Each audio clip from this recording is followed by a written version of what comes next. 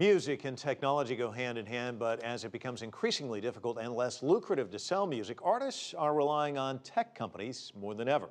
As Karina Huber explains, these companies are moving beyond creating sounds for artists into marketing and distribution. Jay-Z's new album, Magna Carta Holy Grail, hasn't officially been released yet, but it's already gone platinum. Well, sort of.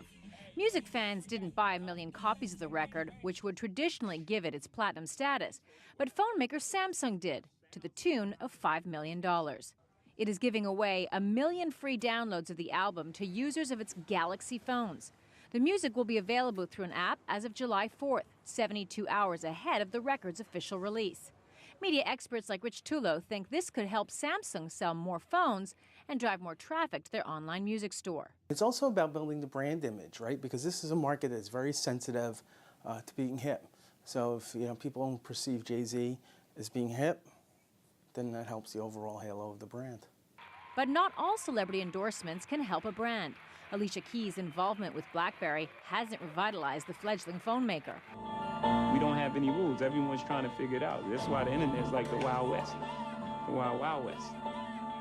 We need to write the new rules. That's because the old rules aren't working anymore.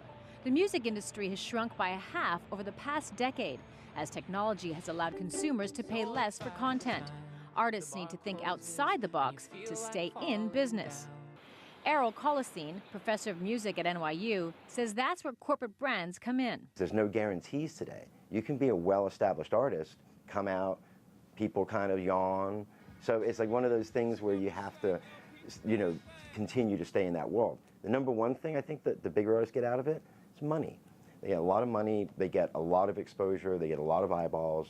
Most experts believe that corporate technology tie-ins will become the new way to distribute content. But they also agree that one thing won't change. That content has to be good for fans to stay tuned. Karina Huber, CCTV, New York.